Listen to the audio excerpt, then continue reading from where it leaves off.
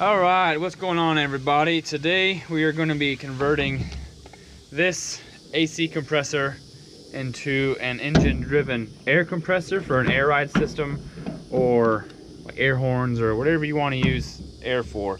So I took a video on my phone.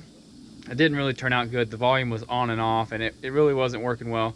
So we went out and bought a GoPro, and now I'm going to redo the first part of this video on the GoPro. So some of this has already been done, but I'll go over kind of what I did. So this compressor is off of a 2005, well actually it's from like early 90s to 2005 Dodge 2500 with the Cummins in it, because you can run it without having oil in it and you can convert it to grease. So I guess let's go over kind of what I did. And I bought this one brand new off eBay for $100. It has this plate on it that comes like that. So what your first thing you're gonna do, pull that off, drain the oil out of the back of it. Then you'll turn it up on end like so. You will remove these bolts, 1, 2, 3, 4, 5, 6 bolts. They were half inch or 13 millimeter. Once you remove these, you will, oh wow, this one's in there, isn't it? All right, now that that's out of the way, you'll pull off this cap. Now you'll notice here there's a suction here and discharge. The discharge had a hole. It was like, the hole was only probably 1/4 inch. I went ahead and drilled both of these out to 11/16. The reason I did that was because I wanted to use these AN JIC style fittings on it. This is a -8 or 1/2 inch inside diameter hole, and the thread on this is 3/4 by 16. So what I did was I drilled these out to 11/16 because that's the hole you need to drill, or for threading a 3/4 inch threads in. So then I used a 3/4 inch by 16 thread on both of these, and then I used a small chamfer bit to add a small little chamfer to that hole for that O-ring to sit in. Now both of these will screw right in, perfect, like so. They'll screw in, and then the O-ring sits nice and snug in that chamfer. All right, so both of those are done. That was easy peasy, not a problem.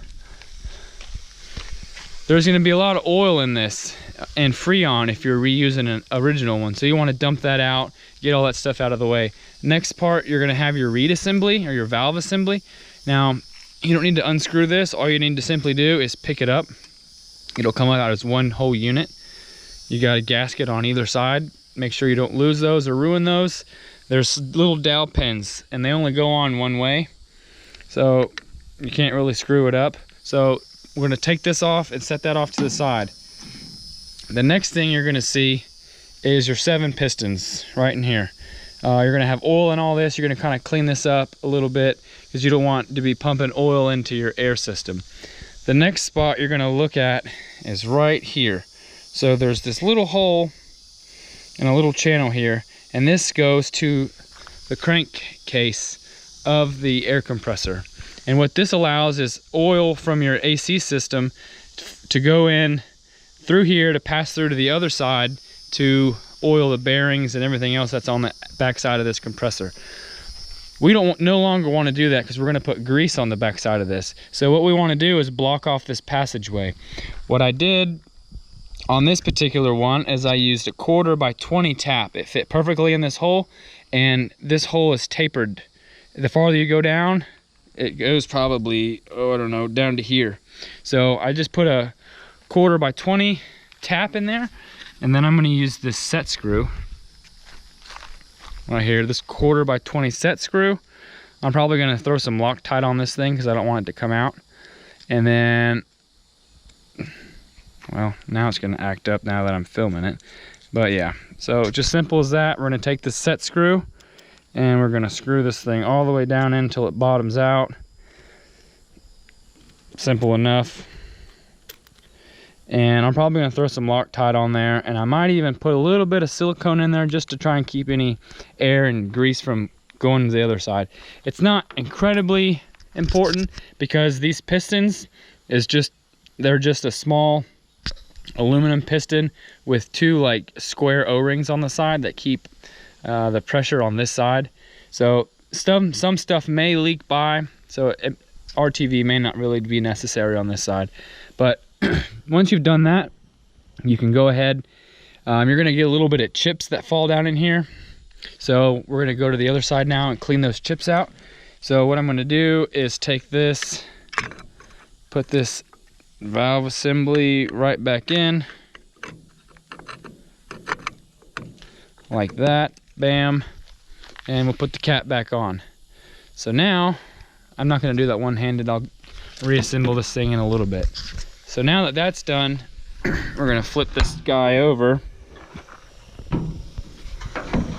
All right, you've got the clutch side with the pulley. Some compressors, you can get to these bolts without removing the pulley. This one, however, sits really close to the bolts. I couldn't get a wrench in there. So what I ended up doing was I took the nut off that holds the clutch on. That was a 13 millimeter. It's splined. So I took that off. And then I took off this snap ring. This snap ring secures this bearing to the inner shaft. And I guess really you didn't need to do that. So what I ended up doing was I took screwdrivers, flatheads, and stuck them right under the lip of this pulley and the nut head.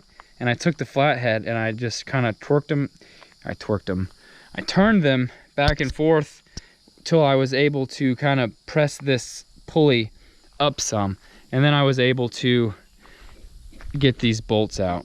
So this one here for some reason, and this side here I can't get out without moving that pulley up any farther, but I was able to get the rest of them out. So you want to take them all off and leave two on either side on, and then slowly back and forth take those off, because this is somewhat spring loaded. Not really, but it is under some slight tension, so you don't want to just get it off to one side and bind it up and everything like that. So once you've got these off, we're gonna take off the clutch assembly. We'll put that down. All right, so now you got your wobble plate here, and you've got this O-ring. This O-ring is important. Don't lose this O-ring, otherwise you'll drip grease all over the place. So we've got this small like wear plate. Make sure that stays in.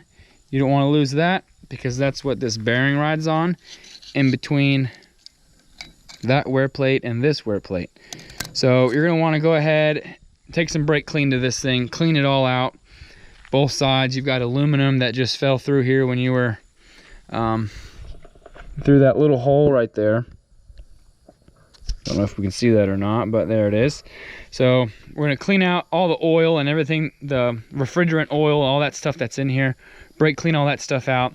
Then what we're going to do is we're going to take high temp grease, like wheel bearing grease, something like that, and we're just going to lob it all up on this wear plate here. We're going to lob it all up on here, on this bearing. Do it same on this side, and then I'm probably going to take a big clump of it and stick it inside here to grease the wobble plate. There's like a spur gear on the back side of this that it rides on, so just to kind of get all that grease. And when this thing starts going and it gets hot, that grease is going to melt and it turns almost like this oil here. So everything will still be lubricated and everything like that, but we don't want to run regular refrigerant oil in this thing. It's what a lot of people run in the Jeep community, off-road community, and they seem to have really good luck with this.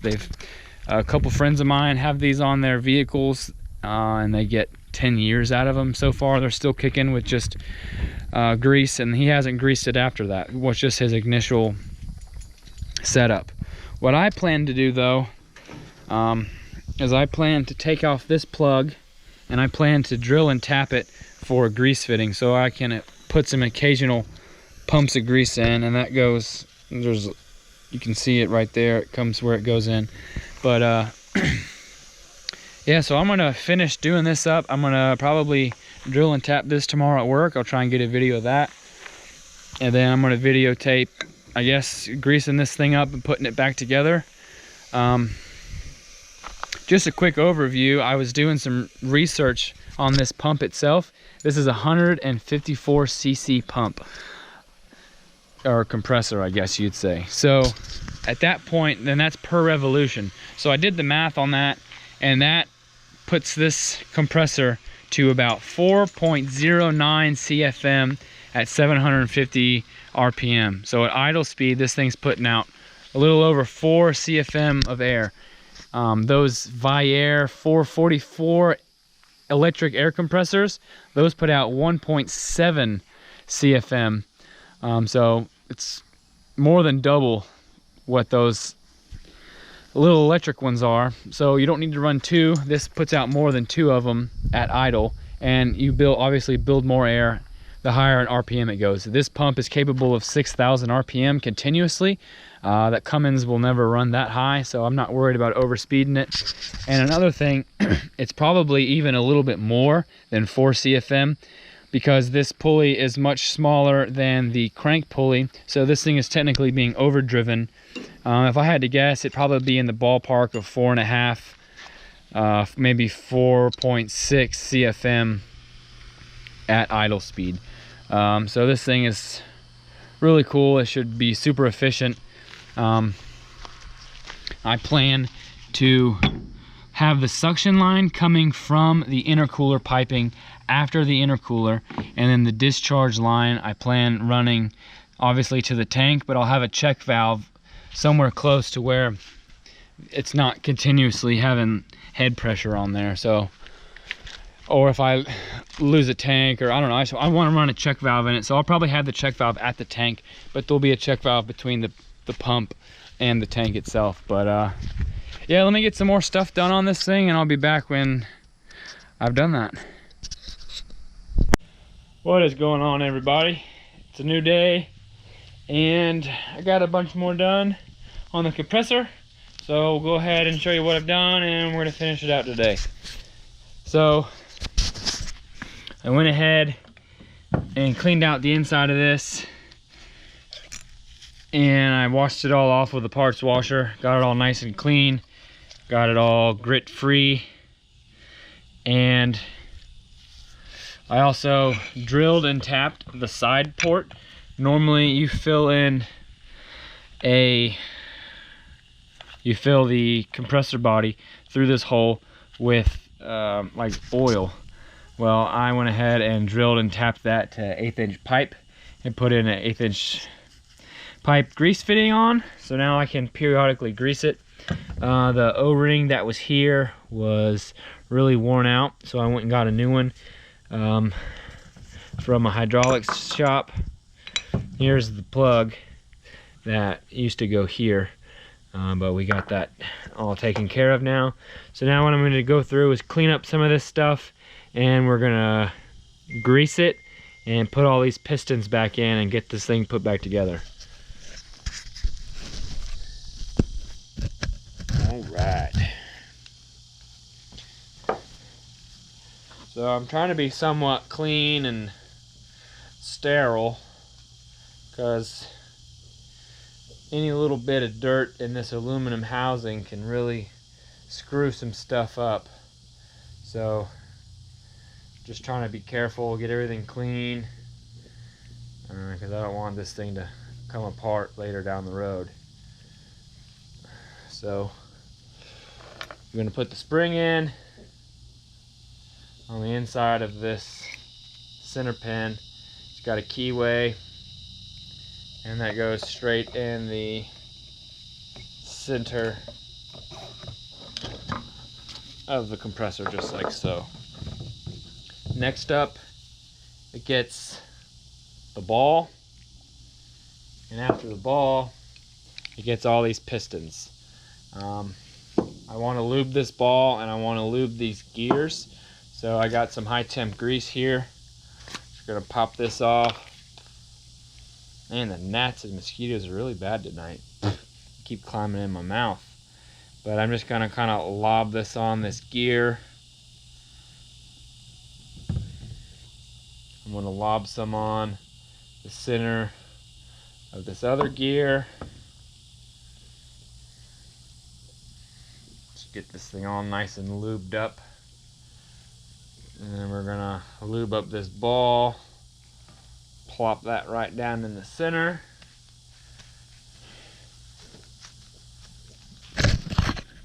So that's what we've got. Just some grease there and some grease there. Getting tore up by ants too. Man, I'm just getting all kind of messed up today. All right. So now comes the fun part. Getting this piston, all these pistons in. So what I'm gonna do is set them up all straight as I can get them. Anyways, straight as they'll let me. Straight as 2021. And then I'm gonna simply drop it in and hope for the best. That's all you can do. So at this point, none of them are even close to being lined up. So I'm just gonna take the a little twist and it set down in there a lot better. So now I'm just gonna take this screwdriver and kind of shape each one of these pistons to where they're straight up and down. And it should fall in a lot better once I get all that taken care of.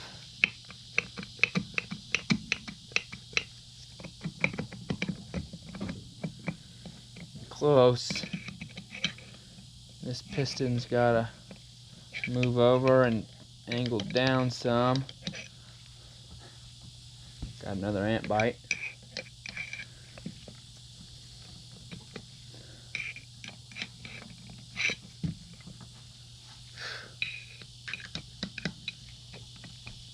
Oh, getting somewhere now. It's slowly going down. Straighten that one, straighten that one.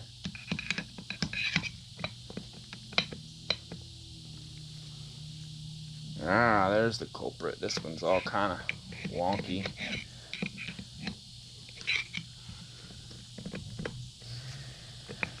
So yeah, I don't know how needed greasing that ball was, because eventually this thing's gonna get heated up and all that grease is gonna kind of melt a little bit, and it'll get up in all of these nooks and crannies. Ah, we're close. These mosquitoes are tearing me up. I might have to take this inside, do it on the kitchen table. Don't tell the wife. Uh-oh, there we go. All right, we are in, and we are all the way seated. Cool. So I'll show you that. Got that all the way down. It wobbles back and forth. The pistons move up and down. It rotates back and forth. So now, what I want to do is grease this wear plate. If it'll come out.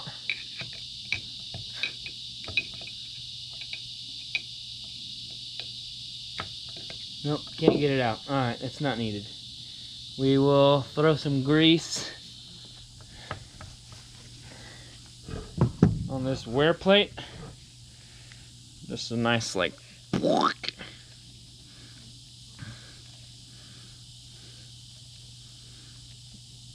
alright. Now that we got that all lobbed up, we're gonna put the bearing on. I'm gonna put some grease on this bearing, both sides.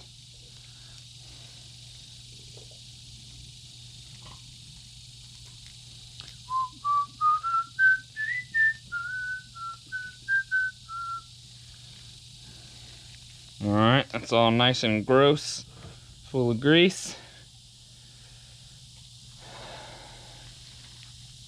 And then I'm just gonna lob some more on there just because, make me feel better. Nice, healthy amount of grease. I want this thing to slosh all over and get all in the side of this, all in the nooks and crannies. There, I'm happy with that. It'll rotate and spin. So now, we gotta put on the compressor housing, or the clutch housing. Make sure there ain't no dirt on this. Lube this all up.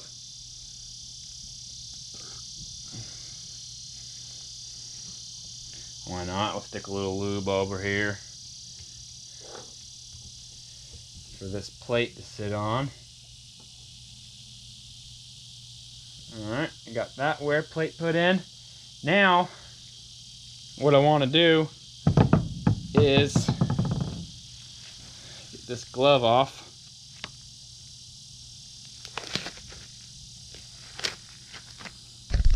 So there's a bearing right up in there, and I want this thing to be pre-greased before I do anything else.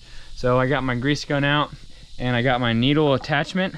So I'm gonna take the grease that's in this and put this grease in. I'm gonna bleed all the old nasty grease out, and then I'm gonna go through and pump up some grease in through that bearing. So let me get that done and we'll be right back. Alright, so I got it all greased up. It's overfilling. So now what I'm going to do is get the top, put on the bottom. I want this to be the top section, so I'm going to have, I think what would look best. Man, these mosquitoes are tearing me up. I'm going to have the plug facing that way or down, so I got to figure out how to orientate that real quick. So let me get some gloves on and we'll try and get this thing put together, get all the grease sealed up. Bear, what are you doing, dog? What are you doing, dog? What? What? I ain't got no ball. Go on, get. All right.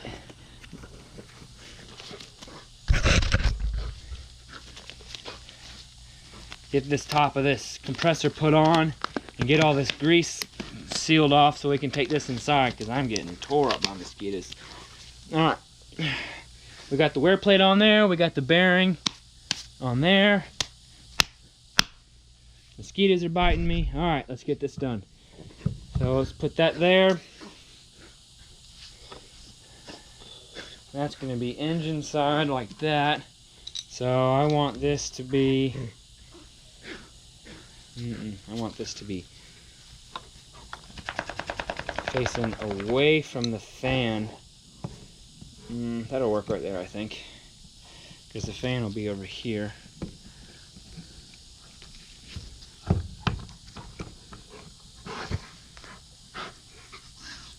Ain't nobody.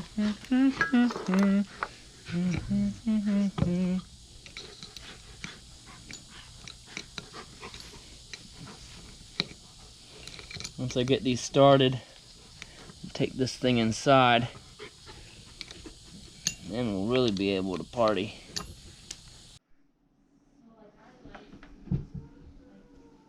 Cool. Alright, so I'm here on the dining room table. Don't tell the wife. I'm going to try and get the rest of this put back together. So, just going to slam all these bolts in. This thing is spring loaded from that little spring underneath the ball and sprocket that's in there. So you're gonna kind of just bounce back and forth in like a star pattern and get this thing tight.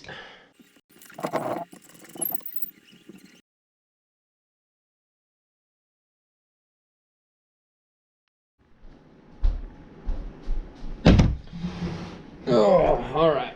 So, I needed to get the pulley back down because earlier when I was prying it up, the pulley raised. So what I ended up doing was taking a 2x4, I drilled a 1/2-inch hole in it, stuck it over the top of this, whacked it with a hammer 2 or 3 times, and it went dink and set down in there. It's fully seated now. So what I then did was I went on the old internet and I looked up a repair manual for this compressor. This is a SD7H15. So I found the repair manual on that, and there's actually a step-by-step process on how to disassemble and reassemble this entire thing. So if you wanted to check that out, it's pretty simple. So now at this point, all I've got left to do is put on the clutch plate here. When I took this thing apart, it had these shims, and I saved them. And as long as I didn't lose any of these, and the company I bought this from, did everything correctly, I should be able to take these shims, stick it on the shaft here, put the clutch back on, sets and drops. I will then tighten this nut, and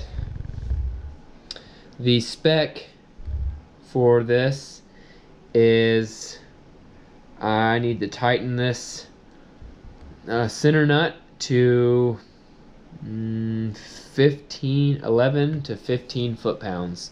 So I can do that with a wrench. And then the air gap is supposed to be 16 thousandths to 31 thousandths, or 0.4 to 0.8 millimeters for you people that aren't in the United States. So let me tighten this down, and we'll see what happens. It honestly, unless this is going to squish, it feels really big. That's what she said. Michael. Like there's a really big air gap. So we'll see here.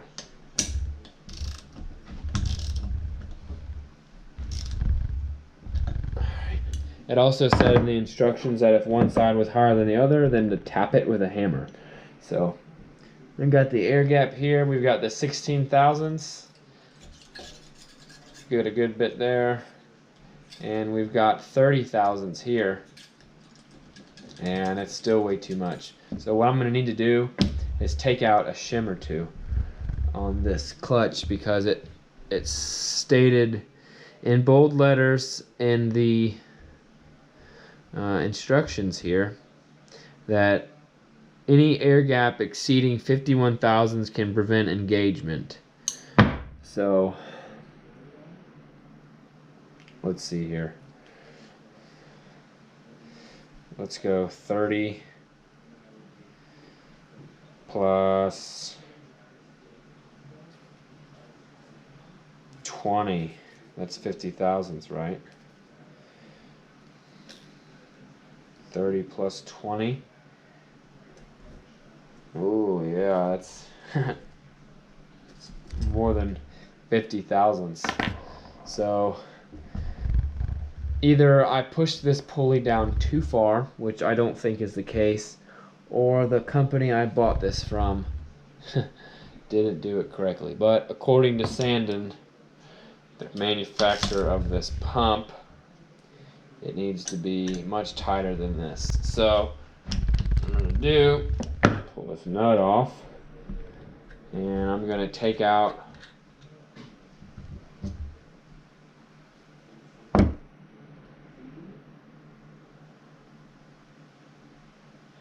looks like all the shims are the same thickness.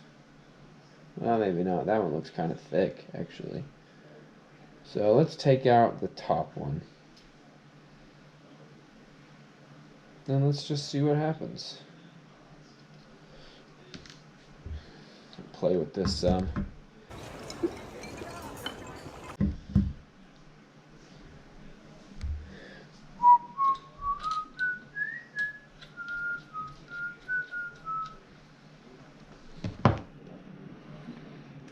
Get that tight.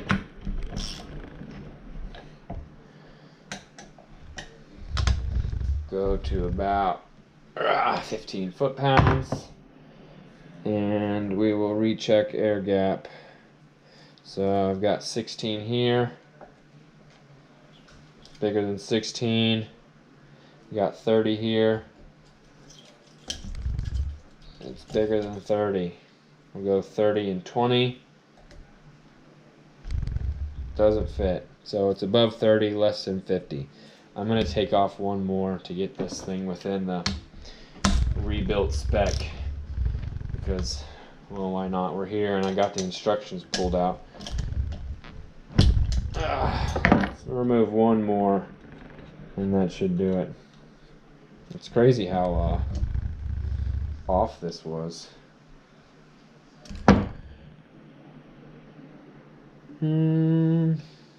Let's pull off the Big Daddy there and see what happens.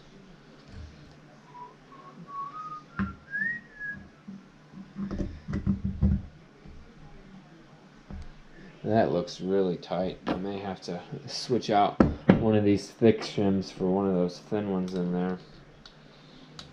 We'll see though. I don't want to have it too tight, but it's good to know that you can go up to 50 thousandths of an inch.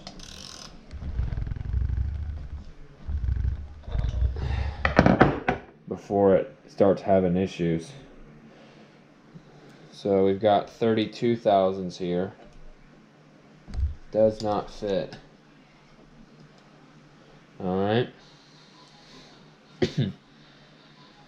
And we've got 16 here. 16 has some movement. Let's go to 20. No, let's go to 21. 21's good. 22 is nice and snug. So if I had to guess, it'd probably be 23 inches or 23, 24, somewhere in there. Let's try the 24. 24 is a no-go. So this thing's 23 thousandths of an inch, which coincidentally is what? Right in the sweet spot between 16 and 31 that it requires. So spins nice and free. So we got 23 thousandths all the way around.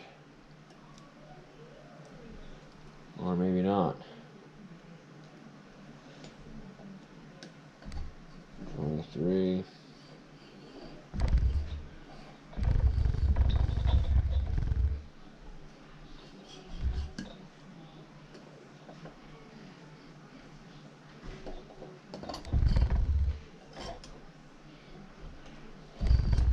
Alright, I'm happy with that.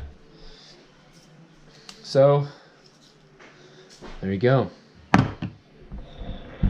We now have a converted AC compressor to an air compressor.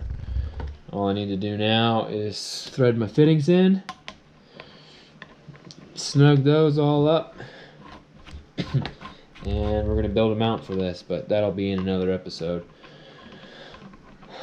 So, yeah, simple enough. Appreciate y'all watching, and I hope you have a good one. If you got any questions, by all means ask. I'm obviously non-professional by any means, but I will do my best to answer them. Like I said before, appreciate y'all watching, and I hope you have a good one.